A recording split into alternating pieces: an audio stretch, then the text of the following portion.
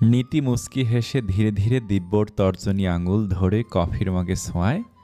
আঙুলে গরম অনুভব হতেই আলোর গতিতে এক ঝটকায় দিব্য টান মেরে হাত সরিয়ে দেয়। তরাক শোয়া থেকে উঠে বসে সামনে থাকা নীতির দিকে একবার তো আবার হাতের দিকে তাকায়। মুহূর্তে মস্তিষ্ক সজাগ হতেই রাগের চোখ থেকে আষাঢ়িয়া বর্ষণের মতন অগ্নিবর্ষণ হয়। গর্জে উঠে বলল, হোয়াট দ্য হেল, তুই কি পাগল নাকি? নীতি দুই হাতে কান চেপে ধরে বলল, ইয়া আল্লাহ, উফ, এ কি গর্জন! সকালবেলা তৃণভোজী সিংহ জাগলো নাকি? দিব্যর কর্কশ ধমকে নীতির মুখটা চুপসে যায়। দিব্যর আগে বড় বড় চোখে চেয়ে দাঁত চেপে বলল, ইচ্ছে করছে এক চরে তোর সবগুলো দাঁত ফেলে দিতে। নীতি জোর করে হাসার চেষ্টা করে বলল, আর তুমি রেগে কেন যাচ্ছ? আমি তো তোমাকে জাগানোর জন্য এমন করেছি। কতবার ডাকলাম, তুমি তো সাড়া দিলেই না। তাই তো ঝট করে জাগানোর অভিনব কায়দা আবিষ্কার করলাম। দিব্যর রাগে লাল হওয়া চোখে চোখ পড়তেই কথায় দাড়ি টানে নীতি ফাঁকা ঢোক গিলে নেয়। দিব্য হাতটা ঝাঁকিয়ে আঙুলের দিকে তাকিয়ে বলল, আবার আঙুল জ্বলছে, আর এর মাথায় যত সব কুবুদ্ধি আবিষ্কার করে চলছে। নীতি সহানুভূতি প্রকাশ করে বলল, খুব বেশি জ্বলছে কি? দেখি দেখি, দাও ফু দিয়ে দেই। এই বলে নীতি দিব্যর হাতটা ধরে, ঠোঁট গোল করে ফু দেয়। দিব্য এক ঝটকায় হাত সরিয়ে নেয়, ধমকে উঠল, রাখ। নীতি কপাল চাপড়ে বলল, আরে সামান্য গরম ছিল, তুমিও না নাটক ফাটক শুরু করে দিলে। অতটুকু গরম এমনকি ইজিলি সয়ে নেওয়া যায়। তন্মধ্যে দিব্য বিছানার ওপর থেকে কফির মগটা হাতে তুলল, ভুরু বাঁকিয়ে বলল, ওয়েট, তোর মুখের ওপর ফেলছি, কেমন সয়ে নেওয়া যায় দেখ। নীতি তাড়াহুড়ো করে দুটো হাতে মুখ ঢেকে ফেলে। ভয়ে ওর নাভিশ্বাস উঠছে। মন বলছে, একে নিয়ে বিশ্বাস নেই, মুখের কথা সত্যি করতে 2 সেকেন্ড সময় নেবে না। নীতি তুই এবার শেষ।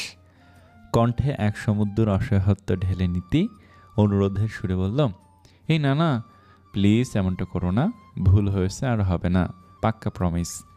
শাস্তিস্বরূপ কান ধরে উঠবস করব, তো প্লিজ এটা করো না। আমার এত সুন্দর তুলতুলে মুখটা। দিব্য বলল, আমি 3 পর্যন্ত কাউন্ট করব। আমার কাউন্ট করা শেষ হওয়ার আগেই তুই কান ধরে এক পায়ে দাঁড়িয়ে থাকা শুরু করবি, আর এটা চলবে পুরো 3 আওয়ার্স। মুখের ওপর থাকা হাতের আঙ্গুল ফাঁক করে পিঠ পিঠ চোখে দিব্যর দিকে চায় নীতি। এমন শাস্তির কথা শুনে আত্মাটা শুকিয়ে আসে। মুখে বলল, 3 আওয়ার্স? নয়, হ্যাঁ হ্যাঁ, 3 আওয়ার্স। কথাটা শেষ করে বাঁকা হেসে দিব্য হাতের মগের দিকে তাকায়। মুহূর্তেই ভয়ে নীতির ভেতরটা ভূমিকম্পের মতন কেঁপে উঠল। নীতি উপায়ন্তর না দেখে রাজি হয়। 2 হাত কানে চেপে দৃষ্টি ফ্লোরে নিবদ্ধ করে বাম পাটা জমিন থেকে একটু তুলে নীতি দাঁড়িয়ে। দিব্য গুনগুনিয়ে গান গেয়ে নীতির সামনে দিয়ে টাওয়াল নিয়ে ওয়াশরুমের দিকে যায়। ওয়াশরুমের দরজা খুলে ঘাট ঘুরিয়ে সতর্ক বার্তা ছড়ে, একদম চিটিং করবি না, আমি কিন্তু মাঝে মাঝেই লক্ষ্য করব। চিটিং করছিস দেখলেই আবার নতুন করে টাইম কাউন্ট শুরু হবে, সো বি কেয়ারফুল। নীতির ভীষণ কান্না পাচ্ছে। খাটাস বুঝলো কি করে? মাত্রই তো ওর অনুপস্থিতির সুযোগে লুফে নিতে চাইছিলাম। মনে মনে এসব বলে নীতি। মুখটা কাদো কাদো করে কণ্ঠ খাদে নামিয়ে ফের অনুরোধ শুরু বলল, সময়টা একটু কমিয়ে দাও না প্লিজ। যতই হোক বউ হই তোমার, এই জন্য হলেও তো একটু আটটু মার্সি করাই যায়। No never. দিব্য কাট কাট গলায় বলে শেষবাজি ওয়াশরুমে ঢোকে। নীতি মাঝে মাঝে পা চেঞ্জ করছে, সাথে তবা করছে। অনেক শিক্ষা হয়েছে আর না, আর কোশ্চেনকালেও রাগী মহারাজের সাথে ফাইজলামি করতে যাবে না। আধা ঘন্টা পর ওয়াশরুমের দরজা খোলার শব্দ হয়। শব্দ শুনে চকিতে নীতি সতর্ক হয়। কিছু পল পর নীতি ভেংসি কেটে বিড়বিড় করে বলে, দেখো, মেয়েদের মতো ঘন্টা ধরে সময় নিয়ে শাওয়ার নিয়ে বেরোচ্ছে। বডি ওয়াশ, শ্যাম্পুর ঘ্রাণ রুমময় মমা করছে। ছেলে মানুষ 5 মিনিটে গোসল সারবি না, ঘন্টা ধরে। এখন তো আবার ঘন্টা ধরে বডি স্প্রে করবে। ও আল্লাহ, এ কখন রুম থেকে বেরোবে আর আমার একটু স্বস্তি মিলবে। মনে মনে দুঃখের প্রলাপ করে দীর্ঘশ্বাস ফেলে নীতি। অতপর কিছু ভেবে চোখে মুখে নিদারুণ কষ্ট আর ক্লান্তির ছাপ ফুটিয়ে তোলে নীতি। দিব্য টাওয়াল দিয়ে চুল মুছতে মুছতে নীতির দিকে আর চোখে চায়। নীতি চোখ তুলে দিব্যর দিকে তাকিয়ে নিম্নস্বরে ডাকল, শোনো না। দিব্য ভেজা চুল মুছতে মুছতেই রসকসীন গলায় জবাব দেয়, নীতি কপট অসুস্থতার ভনিতা করে, মিথ্যা বলে। আমার না মাথা ঘুরছে, যখন তখন সেন্সলেস হয়ে যেতে পারি। প্রচণ্ড মাথা ঘুরছে, চারিদিকটা দুলছে। ইয়া আল্লাহ, ইয়া মাবুদ, রক্ষে করো। দিব্য নীতির দিকে 2 কদম এগোয়, বাঁকা চোখে চাইল।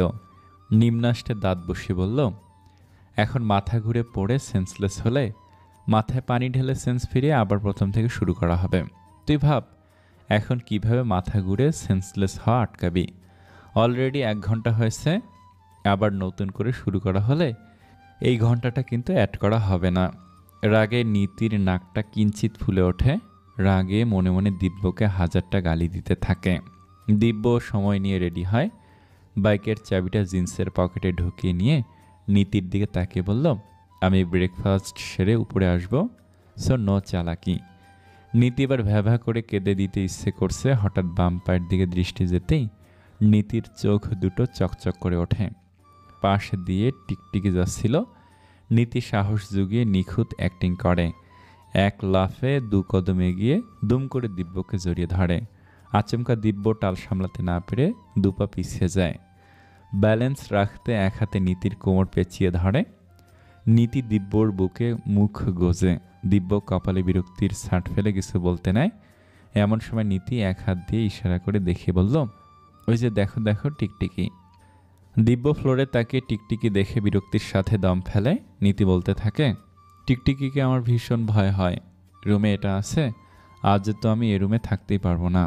এই রুমে থাকতে গেলেই টিকটিকির কথা মনে উঠবে আর আমি ভয়ে আমার যান বেরোনোর জোগাড় হবে। নরম 2টো হাতে দিব্যকে জড়িয়ে ধরেছে নীতি। বুকে গুজেছে মাথা। নীতিকে ছাড়িয়ে নিতে গিয়ে আচমকা দিব্যর হাত থেমে যায়। আচানক নীতির আলিঙ্গনে দিব্যর বুকের ভেতর যেন একসঙ্গে 1000টা ঢেউ দৌড়ে চলছে। হৃৎপিণ্ড ছন্দহীন বাজছে। দিব্যর গোটা শরীর শিহরিত হয়ে উঠল। তবে মনটা টলটলে সরোবরের জলের মতো শান্ত রইল। মনের দক্ষিণা দুয়ারে ঝিরিঝিরি শীতল হাওয়া বয়ে চলল নীরবে নিভৃতে।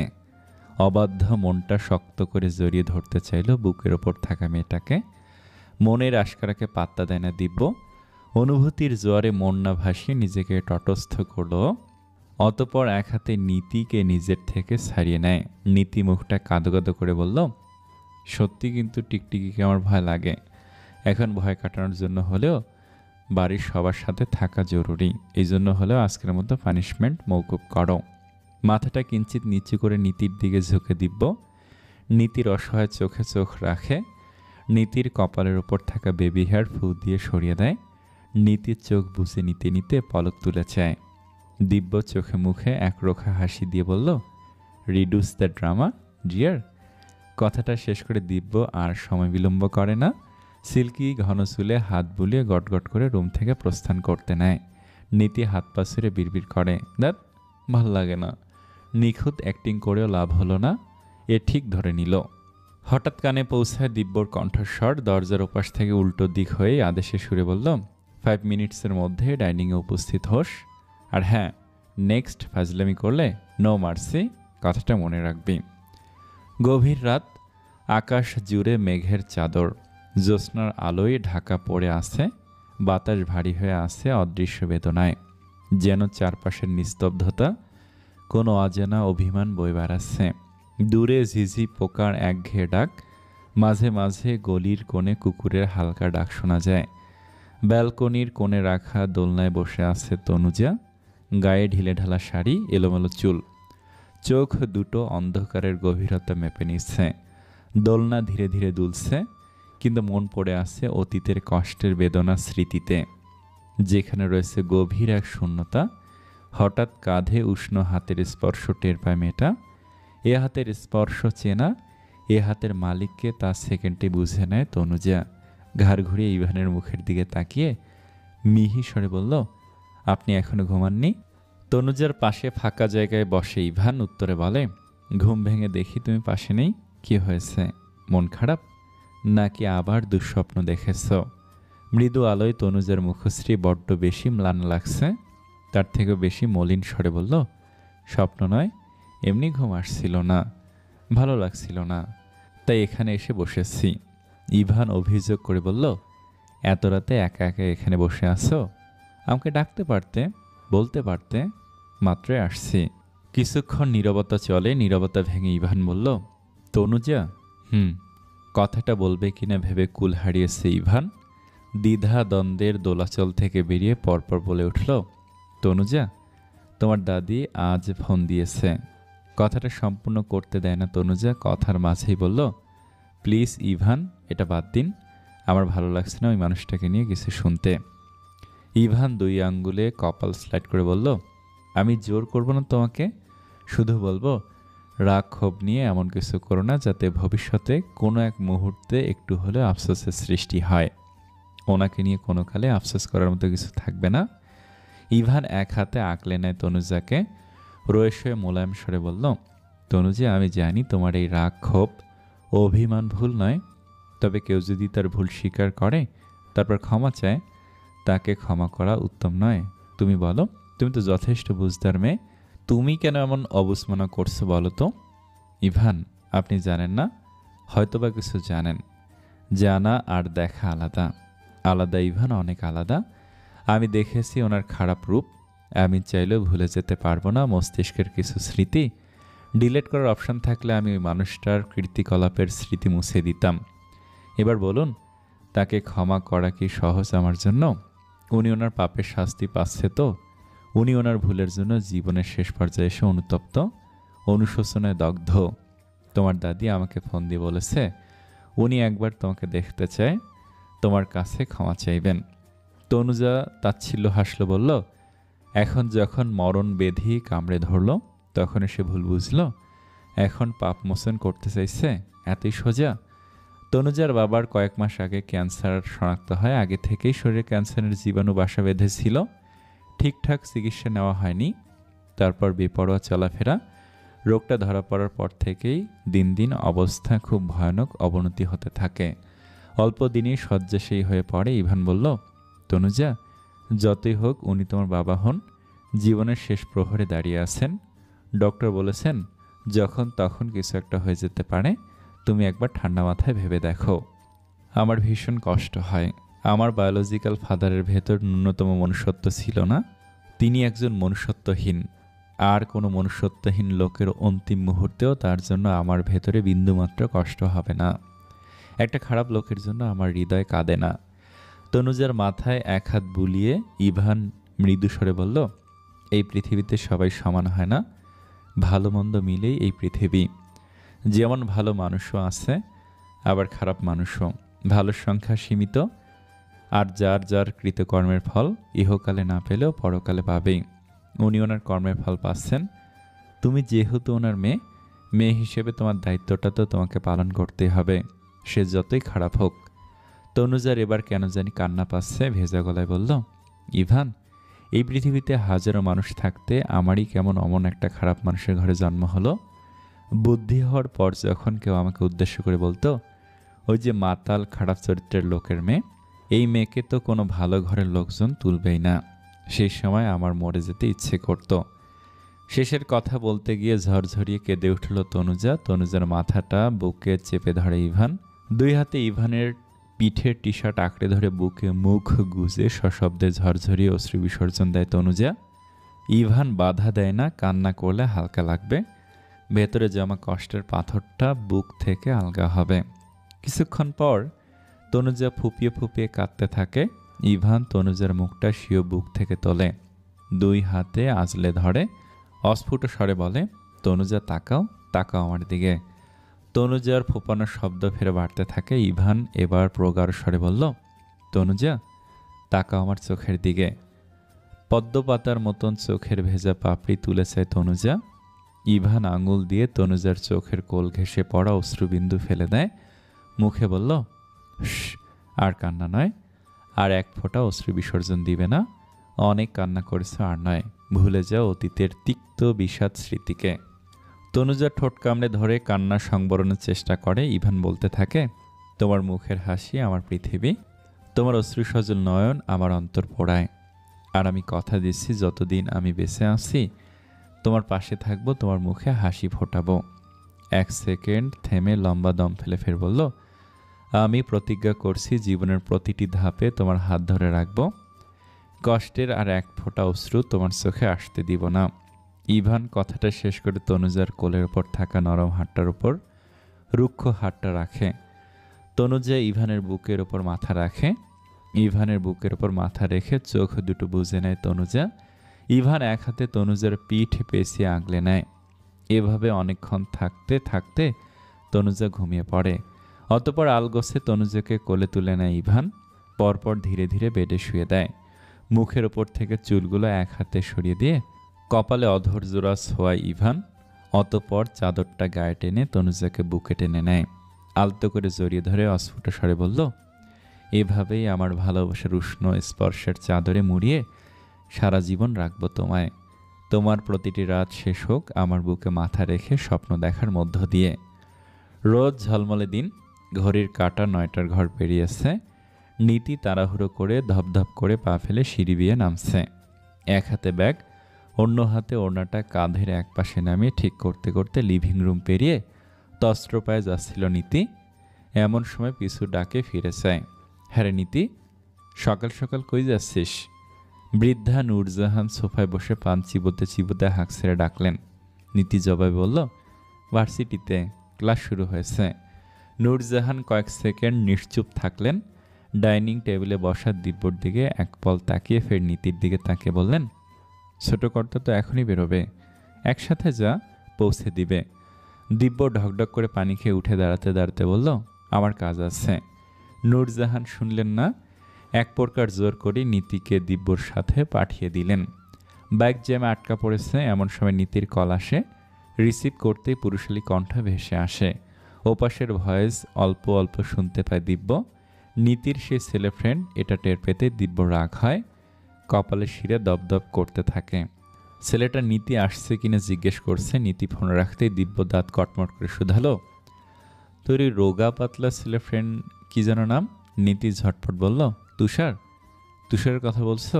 হ্যাঁ, ওকে একটু খেয়ে মোটা সোটা বা স্বাস্থ্যবান হতে বলিস। নীতি এরূপ কথা শুনে অবাক বনে যায়। বিস্মিত হয়ে বলল, হঠাৎ ওর স্বাস্থ্য নিয়ে পড়লে যে, বুঝলাম না। তাকে বুঝতে হবে না, স্বাস্থ্যবান হতে এই জন্য বললাম যাতে দিব্যর হাতের একটা চর খেয়ে অক্কা না পায়। যে পাটকাঠির মতো শরীর, আমার হাতের একটা ঘুষি খেলে পটল তুলবে, নো ডাউট।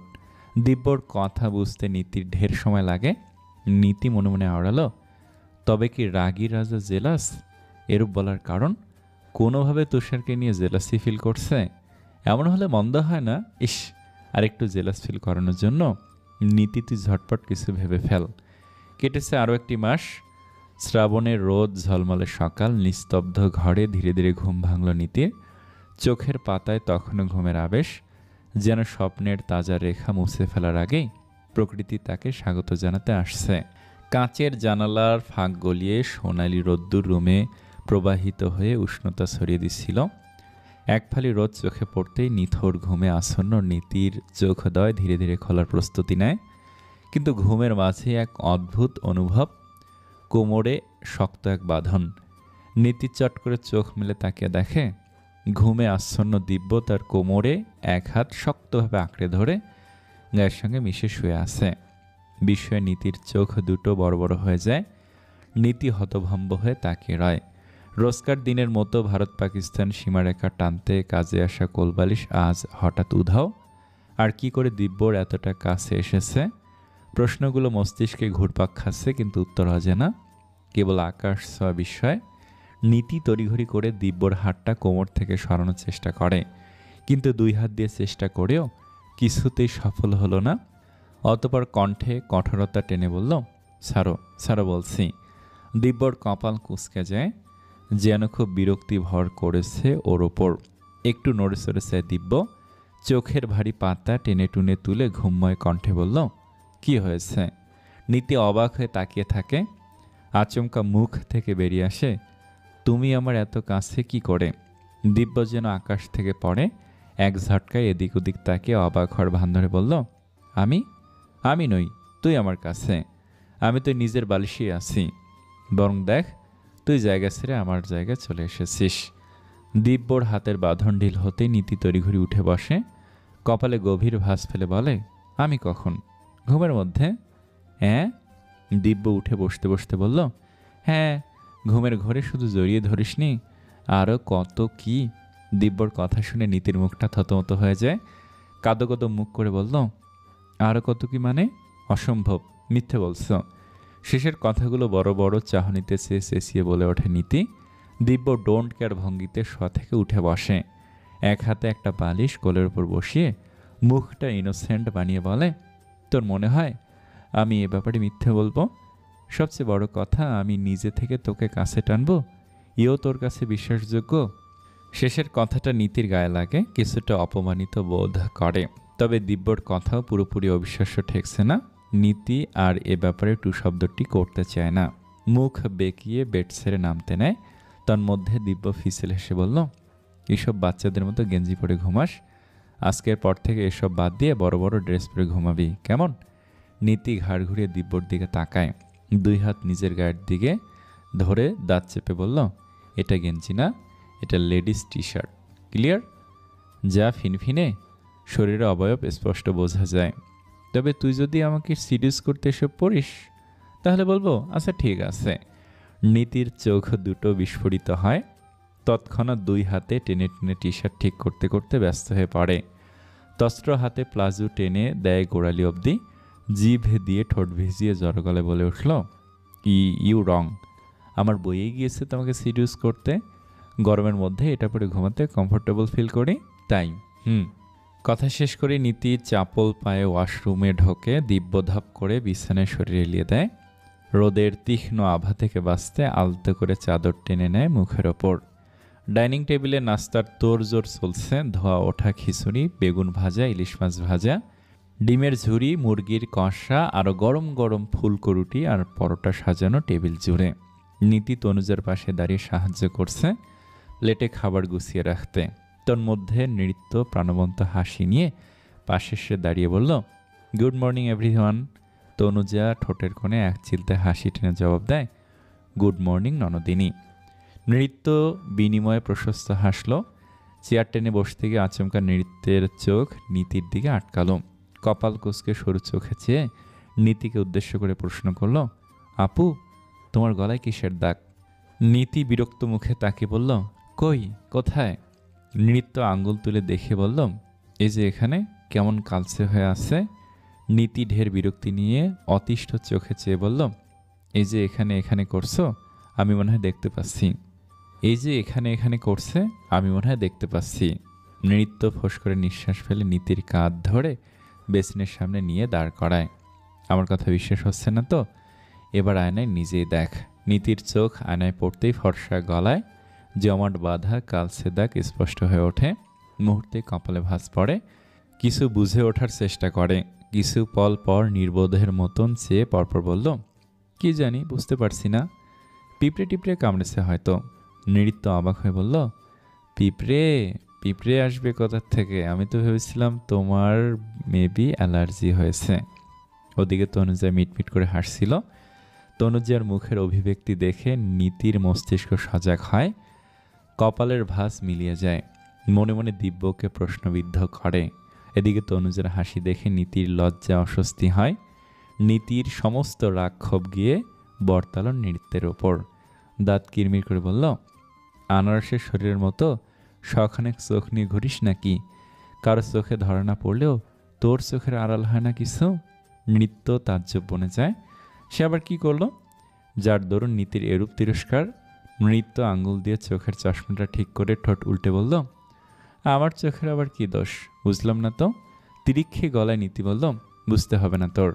এর মধ্যে তনুজা আলতো গলায় বলল, নৃত্য, তোমার স্কুলের টাইম হয়ে যাচ্ছে তো, তাড়াতাড়ি ব্রেকফাস্ট সেরে নাও, নইলে ফুপি এসে আবার বকবে।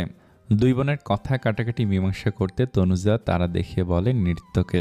তনুজার দিকে তাকিয়ে স্মিত হেসে বলে নৃত্য, থ্যাংক ইউ ভাবিমণি। তনুজা কিচেনে যায়। নীতির চুলগুলো মাথার ওপর ঝুটি করে বাঁধা ছিল। গলা ঘেঁষে কাঁধের ওপর দিয়ে চুলগুলো সামনে রাখে ডাক্তার আড়াল করতে। ডাইনিংয়ে এখনও বড়রা আসেনি। এর মধ্যে আজ সকাল সকাল দিব্যর আগমন দেখে নীতির ভুরু কুঁচকে যায়। হালকা ভেজা চুল, মনে হচ্ছে শাওয়ার নিয়ে সোজা চলে এসেছে। চুলের ভেজা ভাব এখনও শুকায়নি। নীলসের ডেনিম জিন্স, পারফেক্ট ফিট, সাথে সাদা টি শার্ট, শরীরের সাথে একটু ঢিলেঢালা, কিন্তু এতেই যেন বেশি স্টাইলিশ লাগছে। দিব্য চুলে আঙুল চালিয়ে সামনে এলো।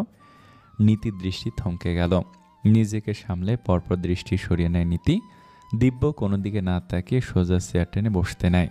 সেই মুহূর্তে নীতি দিব্যর দৃষ্টি আকর্ষণ করতে হালকা কাশে। এহেম এহেম শব্দ করে দিব্যর হাত দুটো চেয়ারের পিঠে থেমে যায়।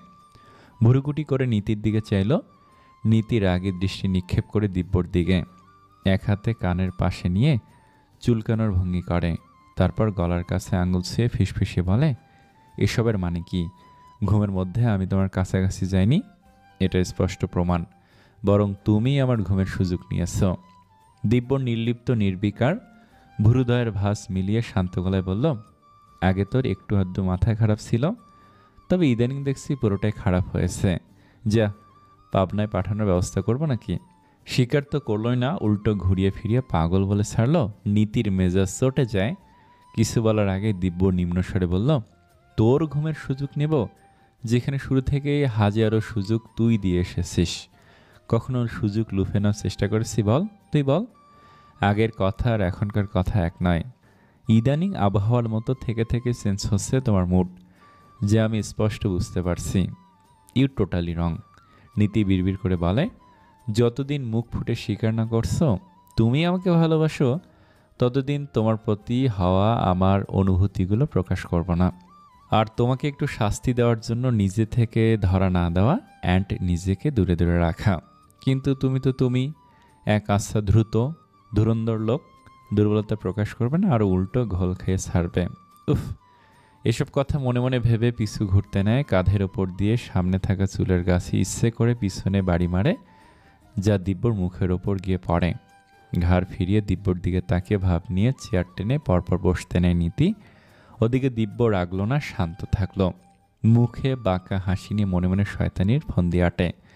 ঠিক যখন নীতি বসতে নিচ্ছে, তখনই দিব্য পিছন থেকে নিঃশব্দে চেয়ারটা সরিয়ে নেয়। ধপাস শব্দ করে নীতি সোজা ফ্লোরে পড়ে। তৎক্ষণাৎ কোমরে হাত রেখে চোখ মুখে ব্যথায় কুঁচকে মৃদু আর্তনাদ করে ওঠে, আহ! ওদিকে দিব্য নির্বিকার ভঙ্গিতে নিজের চেয়ারে বসতে থাকে, মুখে এক চিলতে ফিসেল হাসি। ওপাশের চেয়ারে বসে খাবার খাচ্ছিল নৃত্য। এ দৃশ্য দেখে মিটমিট করে হাসতে থাকে। তন্মধ্যে শিরিন ডাইনিংয়ে আসতে গিয়ে নীতিকে দেখে চমকে উঠে শুধালেন, ওমা, সে কি নীতি? পড়লি কি করে? নীতি দাঁতে দাঁত চেপে কটমট চোখে দিব্যর দিকে চেয়েছিল। শিরিনের কথা কানে পৌঁছাতে উঠে বসতে নেয়। এর মধ্যে শিরিন তড়িঘড়ি করে কাছে আসে, উদ্বিগ্ন কণ্ঠে প্রশ্ন করল, কোথাও লাগনি তো? আর পড়লি কিভাবে? তোমার আদরের ধন গুণধর পুত্রকে সেটা জিজ্ঞেস করো। নীতির এটা বলতে ইচ্ছে করলেও মুখে এটা না বলে নিশ্চুপ থাকে। এর মধ্যে শিরিন দিব্যকে উদ্দেশ্য করে ধমকে সুরে বলল, নেটা পড়ে গিয়েছে, কোথায় টেনে তুলবি? তা না, আরাম করে বসে আছিস। দিব্য নির্বিকার ভঙ্গিতে বলল, দেখে শুনে না চললে তো পড়বেই। আম্মা, তুমি আমাকে না বলে যে পড়েছে তাকে বরং দেখে শুনে চলতে ফিরতে বলো। বিস্ময় নীতির চক্ষু কোটর ছাড়ার জোগাড়। কি ডাহা মিথ্যা! আগে হলে নীতি শিরিনের কাছে নালিশ করত, মামি তোমার ছেলে এহেন কর্ম করে, কি সুন্দর অবলীলে মিথ্যে বলছে। তবে আজ শুধু মামি নয়, শাশুড়িও। তে বলতে গিয়েও বলল না, বরং পড়ে দিব্যকে দেখে নিবে বলে চুপচাপ রইল। হাত দুটো ঝেড়ে চেয়ারে বসল। এর মধ্যে তামান্না উপস্থিত হয়। তনুজা কিচেন থেকে এদিকে আসছিল। হঠাৎ শিরিন ডাকলো, তনুজা। হ্যাঁ মামনি, ইভানকে দেখছি না, এখন নিচে নামেনি যে? একেবারে রেডি হয়ে আসছে, হয়তো চলে আসবে এক্ষুনি। সবাই বসেছে, ছেলেটা এখনও নামলো না। তনুজা আলতো হেসে বলল, আচ্ছা দেখছি মামনি। শিরিন ইতস্তত গলায় বলল, আবার কষ্ট করে উপরে উঠবে? বুয়া ডেকে কথার মাঝেই তনুজা নম্র স্বরে বলল, সমস্যা নেই মামনি, আমি এমনিতেই এখন উপরেই যাচ্ছিলাম ফ্রেশ হতে। শিরিন অমায়িক হেসে বলল, ও ঠিক আছে। তনুজা রুমে যাবে বলে পা বাড়াতে গিয়ে থেমে যায়। পরপর বুয়াকে ডেকে বলল, দিদুনের খাবার গুছিয়ে রেখেছি, রুমে দিয়ে আসো। আচ্ছা আইসা ভাবিমণি বলে খাবার নিয়ে পা বাড়ায়। তনুজা উপরে যেতে থাকে। নূরজাহানের কোমরের ব্যথা বেড়েছে বিধায় বেড রেস্টে আছেন। বাড়ির সকলের প্রতি তনুজার দায়িত্ব পালন দেখে শিরিন ক্ষণে ক্ষণে মুগ্ধ হন মেয়েটির ওপর। মেয়েটার সব দিকে কত সুন্দর নজর। লক্ষ্মীমন্ত একটা মেয়ে, মনে মনে বলে আলতো হেসে হাতের কাজে মনোযোগ দেয় শিরিন সুলতানা। ফ্রুটস, জেলির কৌটা আর ব্রেড দিব্যর দিকে এগিয়ে দিতে দিব্য বলল, এটা রাখো, খিচুড়ি দাও, ওটাই খাবো। দিব্যর সকালের নাস্তায় আজ হঠাৎ পরিবর্তন দেখে শিরিন খানিকটা বিস্মিত হলেন। দিব্যর প্লেটে ইলিশ মাছ ভাজি আর বেগুনের চাক ভাজি তুলে দিতে দিতে জিজ্ঞেস করলেন, দিব্য, আজ এত তাড়াতাড়ি ব্রেকফাস্ট টেবিলে কোনো কাজ আছে? দিব্য ছোট করে বলল, নীতি ভেংসি কেটে মনে মনে বলে, এর আবার কাজ? ওই তো গিয়ে বন্ধুদের সাথে আড্ডা দিবে, সাথে এটা ওটা ঝামেলা পাকাবে, এছাড়া আর কি। এসব ভেবে মাথা ঝাড়া দিয়ে খাবার তুলে মুখে নেয় নীতি। খাবার চিবোতে চিবোতে আর চোখে দিব্যর দিকে তাকায়। সবার অগোচরে দিব্যর দিকে ঝুঁকে ফিসফিসি বলল, কি যেন এক কথায় প্রকাশ ছিল। ও হ্যাঁ, মনে পড়েছে, আমিষের অভাব, যাকে এক কথায় বলে নিরামিষ। তাই নিরামিষ থেকে নিজেকে কনভার্ট করে আমিষে রূপান্তরিত হচ্ছ নাকি? সেই জন্য আজকে ব্রেকফাস্টে ব্রেডের জায়গায় আমিষ খাচ্ছ? দিব্য এক হাতে পানির গ্লাস তুলে নিয়ে ঢকঢক করে পুরো গ্লাস সাবার করে গ্লাসটা টেবিলে নামায়। নীতি কোনো উত্তর না পেয়ে খাওয়ায় মনোনিবেশ করে। এর মধ্যে হঠাৎ পায়ে স্পর্শ পেতেই নীতির সারা শরীর কেঁপে উঠল। পুরো শরীর জুড়ে বিদ্যুতের ঝলকানির মতো শক খায়।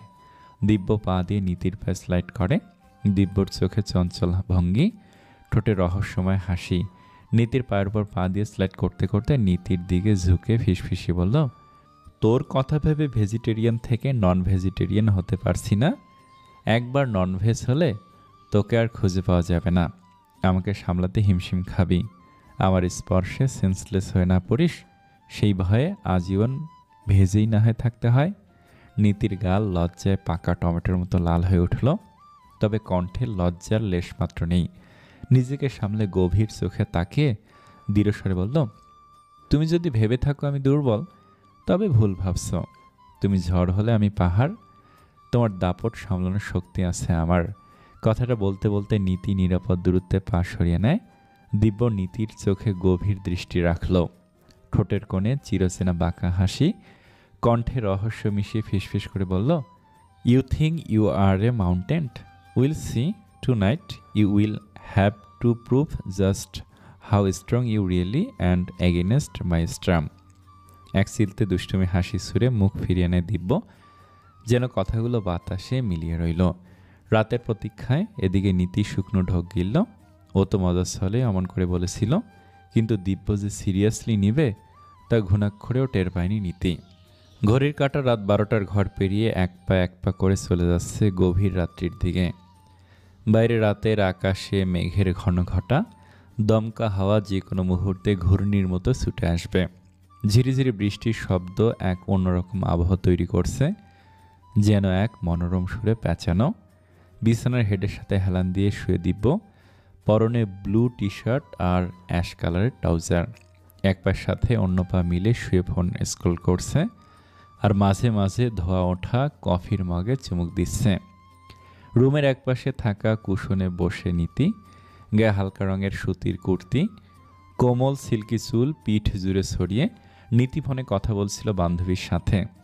ফোনে বান্ধবীর সাথে গল্প করতে করতে হাসি ঠাট্টার মাঝে এক অদ্ভুত আনন্দে ডুবে যাচ্ছিল নীতি। সকালবেলায় নাস্তার টেবিলে বসে দিব্যর বলা কথা বেমালুম ভুলে বসেছে। দিনভর ব্যস্ততার মাঝে সকালের কথা এখন অবধি মাথায় আসেনি। নীতি ভেবে নিয়েছে দিব্য তার মতোই ফাজলামি করেই বলেছে। ভিডিও কলে কথা বলছিল আর কফি খাচ্ছে নীতি। অনেকক্ষণ গল্প শেষে ফোনের ওপাশ থেকে রিয়া বড় করে হামি দিয়ে বলল, ঘুম পাচ্ছে রে, অনেক রাত হয়েছে, রাখি।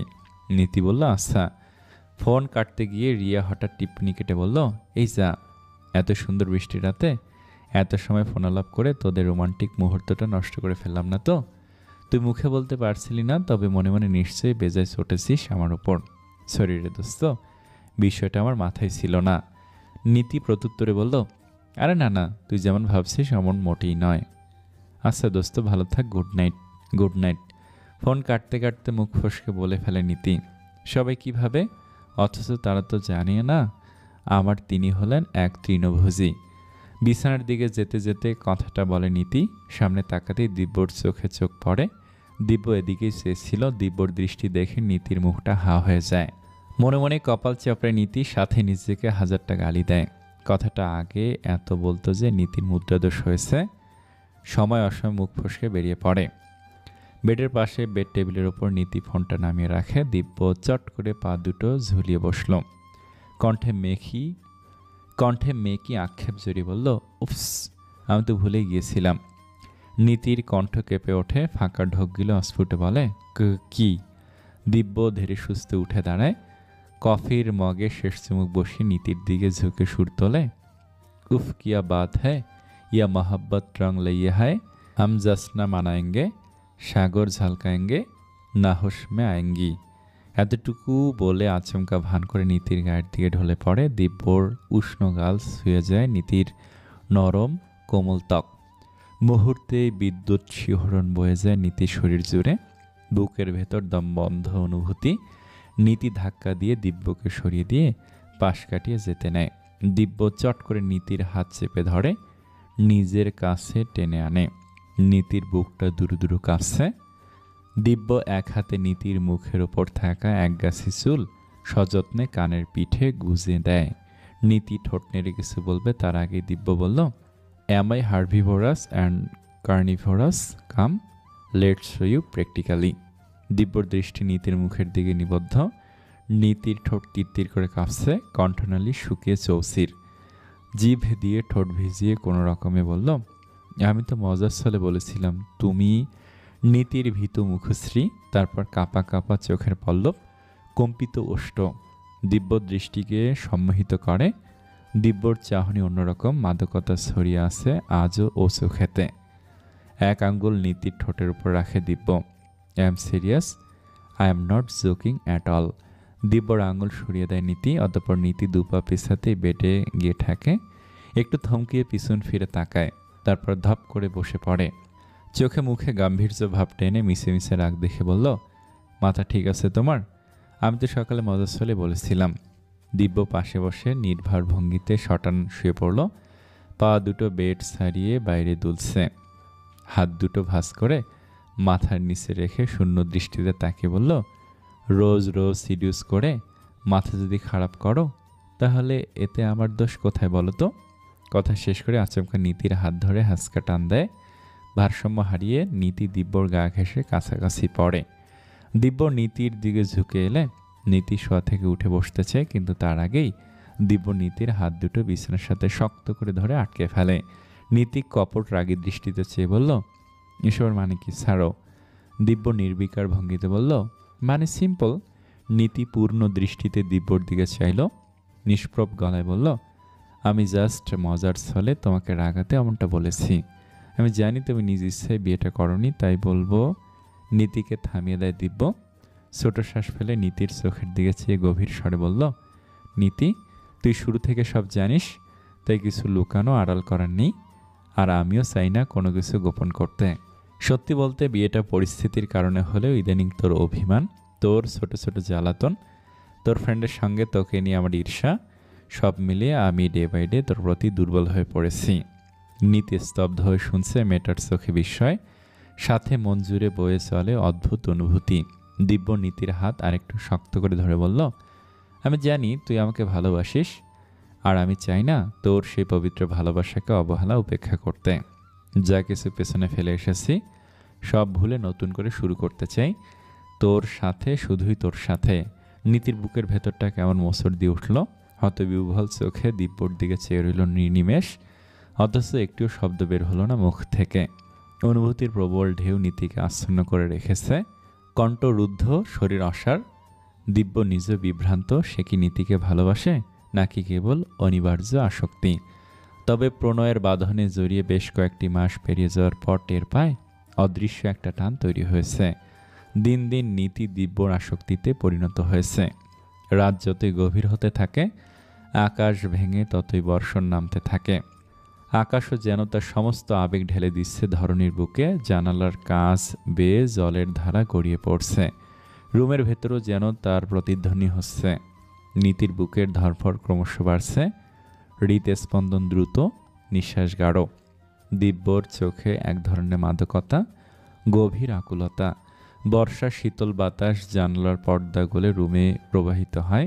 মুহূর্তে রুমে দিব্যর গরম নিঃশ্বাসের বর্ষণের সাথে মিলেমিশে একাকার হয়। দিব্য ধীরে ধীরে নীতির দিকে ঝুঁকে আসে। নীতির ঠোঁটে আঙুল ছোঁয়।